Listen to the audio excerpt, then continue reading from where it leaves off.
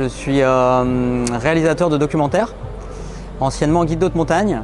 Et voilà, au début, un début de vie à la montagne pendant une trentaine d'années dans les Alpes. Et puis maintenant, j'habite en Bretagne et je passe pas mal de temps sur l'eau, notamment en famille, avec un petit projet familial de voyage dans le Nord qui s'appelle Kids for Sea. C'est 5 saisons d'été en Atlantique Nord, souvent au-delà du cercle polaire, sur le long de la côte norvégienne. En famille, donc avec ma femme et mes 4 enfants, sur un petit bateau de 9 mètres, un Figaro 1, qu'on a adapté rapidement à la croisière pour une petite vie assez simple dans les fjords et sur les côtes norvégiennes. La vision d'aventure, du coup, c'est un sujet super vaste, mais nous, on s'est rendu compte qu'en fait, c'était essayer de sortir de quelque chose d'ordinaire.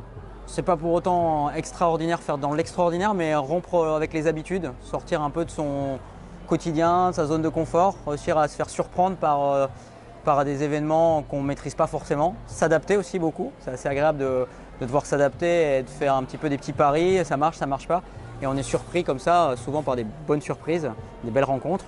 C'est un peu ça l'aventure, ouais, ce côté, cet aléa qu'on produit, qu'on provoque en tout cas. On a la chance d'avoir du temps. Je pense qu'il faut, pour naviguer en famille, avoir pas mal de temps. C'est le maître mot de pouvoir attendre les bons créneaux de vent pour naviguer avec des conditions quand même pas trop désagréables.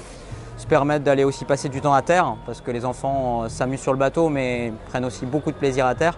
Et découvrir, aller grimper en montagne, découvrir les glaciers, construire des cabanes, passer du temps à rencontrer les gens aussi.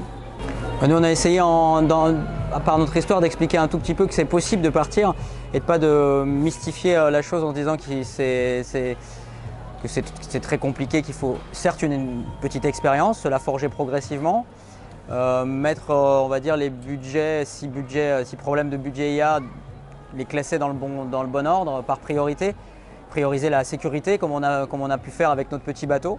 Nous, on l'a fait au détriment un peu du confort parce qu'on était dans des budgets serrés. Et puis prendre son temps, vraiment pas se fixer d'objectifs. Nous, on a chaque saison qui a recommencé chaque année. On savait d'où on partait et on n'était pas sûr de la suite. On s'est dit, on avait une durée et on voulait se faire plaisir dans cette durée. Et je pense que c'est ça, de peut-être pas se mettre la pression avec des objectifs à remplir d'un point A à un point B. Si c'est un autre point d'arrivée, c'est pas si grave que ça. Le principal, c'est aussi de se faire plaisir et apprécier les petites surprises qui arrivent comme ça, quoi. On termine Kids for Sea par ces 5 saisons. On vient de ramener notre petit bateau à Port-la-Forêt, qui était en Norvège jusqu'à maintenant. Là, l'idée, c'est de continuer de partager ça par le biais des festivals et des réseaux, par le biais de vidéos, mais on a envie d'imaginer peut-être quelque chose de un petit peu plus long, sur un bateau du coup sûrement un petit peu plus gros, pour pouvoir être suffisamment autonome pour partir longtemps. L'aventure, c'est sympa de la vivre, en famille encore plus, mais c'est aussi sympa de pouvoir la partager. Et on est super content d'être ici au festival pour pouvoir rencontrer les gens, échanger avec eux, voir ce que ça peut leur procurer, peut-être donner envie à certains de partir aussi.